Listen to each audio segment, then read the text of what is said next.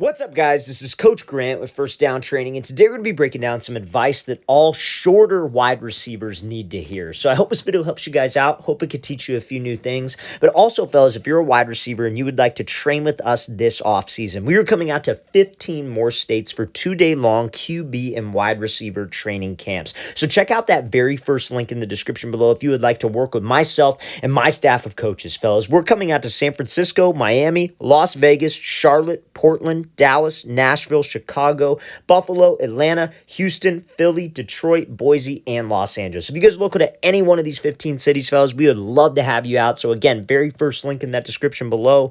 Let's get started with this video. So first thing I want to talk about was slot or smaller wide receivers coming out of the slot is how you guys could go up against this bigger physical linebacker type guy who's just going to sit maybe 4 yards away. How can you run your routes against this guy? And it's by not being afraid of contact, number one, and number two, using something called range. So let's look at this example here. This wide receiver is running like a slant, like kind of like 5-yard in type route, and he's able to catch this ball and turn up field. So you guys hear this all the time. Like think about like boxing, for example, or like UFC, right? I'm sure all of you have seen it, a fight at least one time or another. They always show like the fighter's quote unquote reach. That means like how long his arms are. What are his reach, right? So his reach is a range that you guys want to stay out of in terms of a linebacker at all times as a smaller wide receiver. Because let's just face it, if you're on the smaller side of things, our game is not going to be let's go get into this guy and be physical and swat his hands and then get off the ball. Our game is going to be quickness and utilizing this range. So you see, even if he wanted to, even if he lunged at me, he would not be able to get hands on me in this specific case. And that's why he's able to get separation. If you're a shorter guy, you need to have the quickness advantage on those bigger, strong safety, outside linebacker type guys. And if you can stay in that range where they can't get hands on you, use your quickness to your advantage. That's how we can get separation. And it goes for anything, right? Because you could say, oh, well, he's just running a slant, so that makes it easy. Well, coach, what if I have to go run a corner? What if I have to go run a dig? It's the same idea.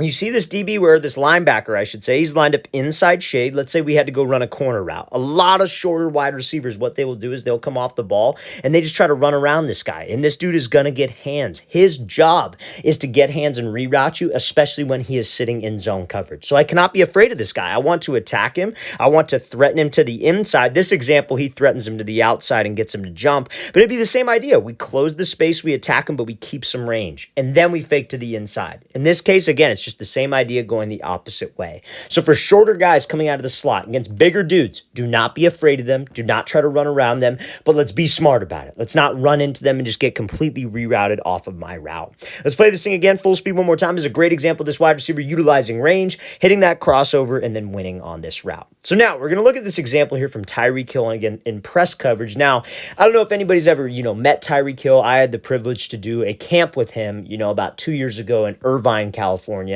And when you meet him in person, the first time I ever met him in person, and he is not a big dude. Like he's stocky as hell. He's got some of the biggest legs you'll ever see. You can just tell he's explosive, but he's not that tall, right? He's not a big dude. He probably doesn't weigh a lot. He's probably, honestly, like 5'9", I would say. I don't know what he's listed at, but I would say 5'9", right? And you're going up against some guys in the NFL, at least the level that he plays at, and especially some of you guys that want to play high-level college ball that are absolute killers. Like they're 6'2", every bit of 225. They're physical. They're fast. How are you supposed to get off a press coverage against guys that size and that stature? So Tyreek Hill, time and time again, showcases with his releases why he's so dangerous. And yes, he's got crazy speed, and that certainly helps. And like I said in the last clip, if you're a wide receiver and you're on the shorter side of things, you better be quick and you better have some kind of speed. Because if you're short and slow, it is very, very tough sell to any coach to put you as a wide receiver, honestly, fellas. So you've got to make sure you have some speed and quickness. However,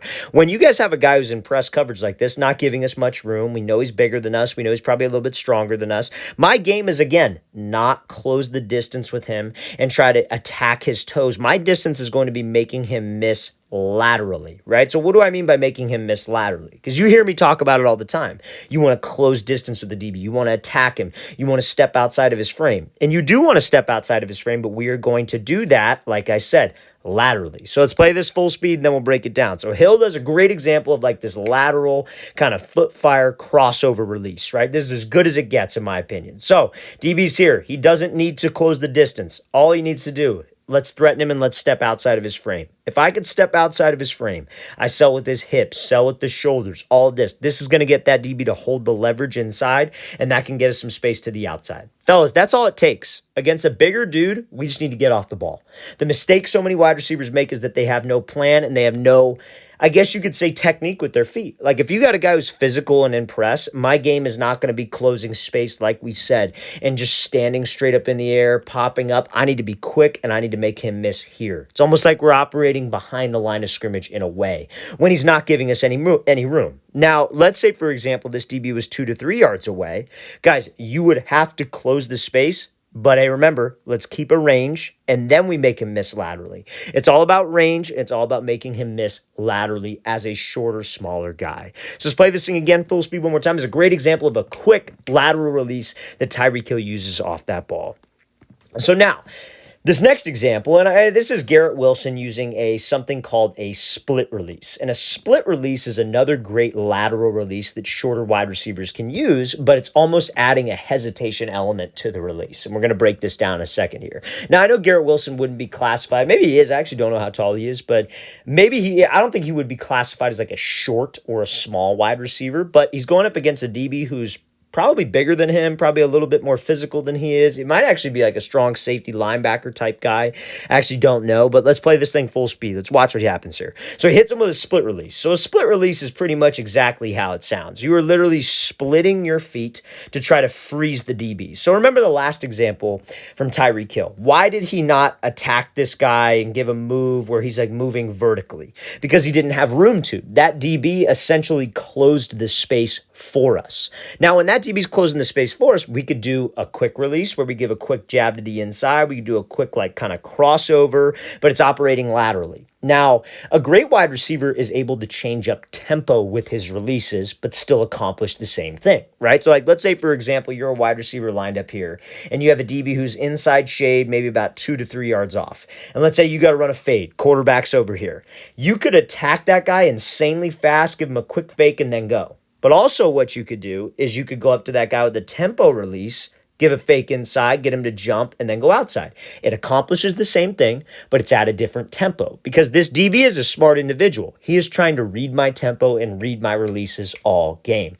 You got to understand, DB is probably second hardest position on the field next to quarterback, right? Quarterback is way harder than DB. I'm going to tell you that right now, but it's probably DB is second without a doubt. And it's not close to a lot of other positions because they are guessing every single snap and they're essentially playing backwards, guys. So they're trying to get a read on us. They're trying to figure out what we like to do so they can anticipate it. Because if they can anticipate something correctly, they lock us up and they want a rep. So we can't have the same type of tempo releases every single time, especially as a shorter guy. Shorter guys, we have to be a little bit more crafty, if you will, a little more creative. So this split release is a great example of that. So a split release is exactly how it sounds. His left foot is up, his right foot is back. You would take the foot that is up and you would move it out, and you would take the foot that is back and you would move it up.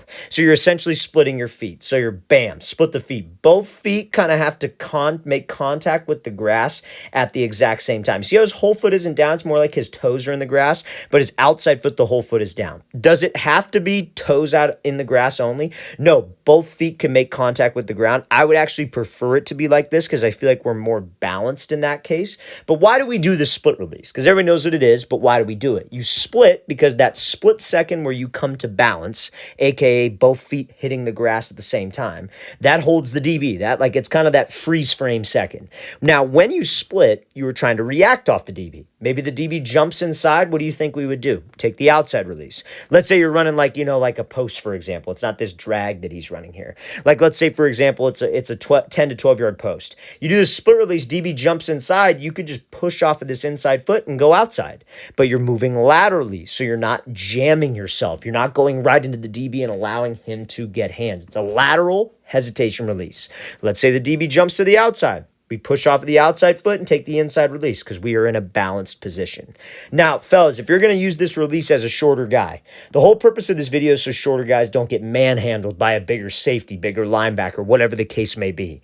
You cannot pop up your chest. You want to pretend like you were under a really small doorway, and when you do this split release, you stay under the doorway. I do not want any of you guys. You see how Wilson's kind of head pops up here? He ends up coming back down. but I don't like this for a lot of younger wide receivers when they pop their head up, because that can expose their chest, and that DB can just choke us right off the line of scrimmage and jam, because we're exposing myself. And when you're up tall like that, that's not an explosive spot to be, or a balanced spot to be. So when we do this split, let's try to stay at the same level with my head, come to balance, and then let's get out of this thing fast. Great lateral hesitation release that can build off of that lateral jab, lateral inside jab, lateral crossover that we talked about when you're a shorter guy and a physical DB is taking away space. Let's play this again, full speed one more time. Great job by Wilson fighting through and also making the catch over the middle. All right, fellas, really want to thank you for watching. I really appreciate it. If you have any questions at all, don't hesitate to leave those in the comment section below. Always appreciate the feedback. It's always great to hear from you guys. And again, fellas, we are coming out to 15 more states across the country for 2-day-long QB and wide receiver camps. So if you guys would like to train with us in any of these 15 cities, check out that very first link in the description below. We'd love to have you out. Again, we're coming all the way from San Francisco to Philadelphia to Los Angeles, all over the country. So again, fellas, very first link in that description below. I'll see you guys next time.